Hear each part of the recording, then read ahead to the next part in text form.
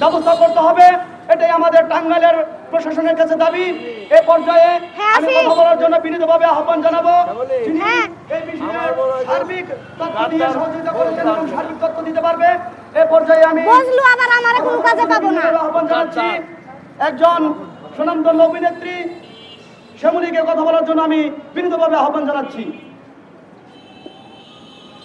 আমি মিডিয়া কর্মীদের দৃষ্টি আকর্ষণ করছি একটা কথাই, সেটা হচ্ছে আমাদের টাঙ্গাইলের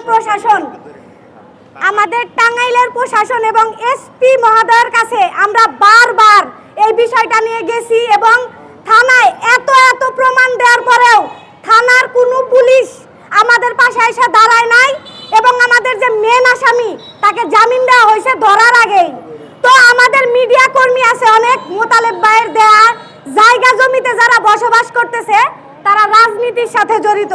আজকে রাজনীতির কিছু নেতা কর্মীর কারণে আমরা আজকে এখানে তাদের পাই নাই এবং